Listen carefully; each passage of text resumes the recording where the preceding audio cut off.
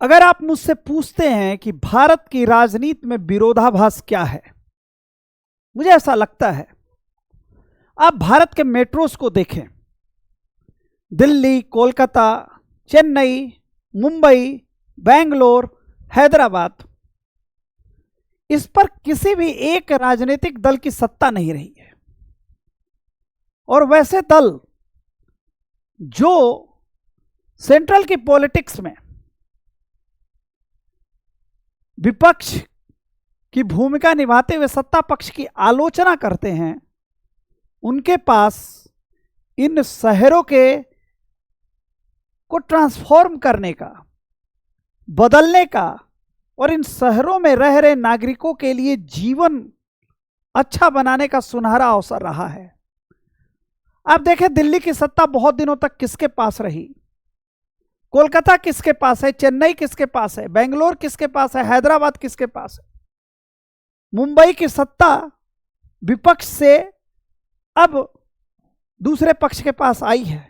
मैं किसी पक्ष विशेष से नहीं बोल रहा हूं, लेकिन भारत में इन महानगरों में रहने वाले लोगों की, नागरिकों की स्थिति क्या है और उनकी स्थिति को बेहतर बनाने की जिम्मेदारी किसकी है? सदन में आकर विपक्ष की भूमिका निभाते हुए क्या ऐसे सत्ताधारी दल कभी सोचते हैं कि जिन राज्यों में उनकी भूमिका सत्ता पक्ष की है, वहां पर वो क्या डिलीवर कर रहे हैं?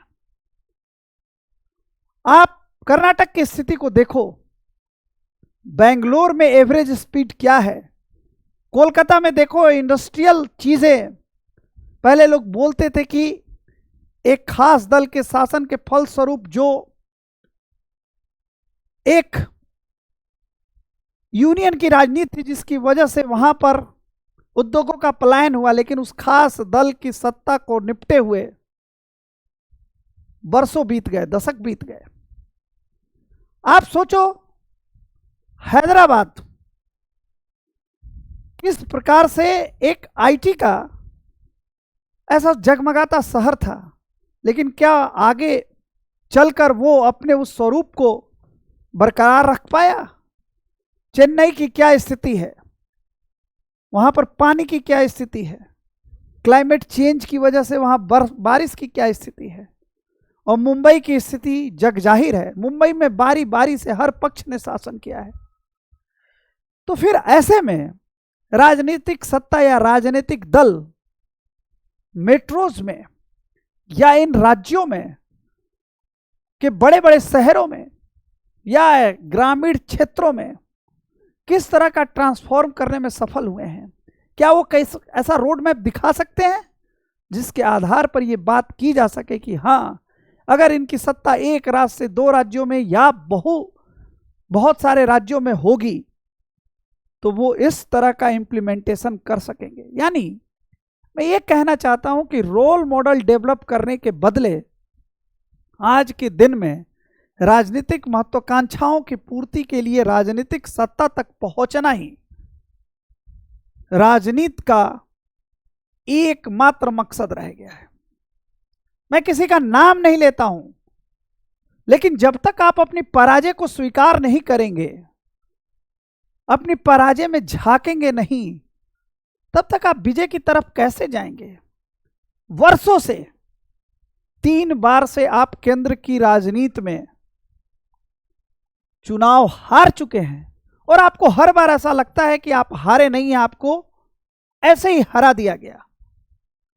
आप अपने अंदर झांकने को तैयार नहीं हैं।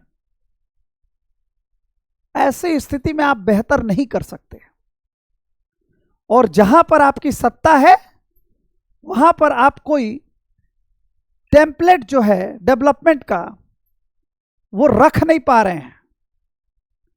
अगर मुंबई पानी पानी है तो क्या बारिश होने पर चेन्नई, बेंगलोर, हैदराबाद और कोलकाता की क्या स्थिति है?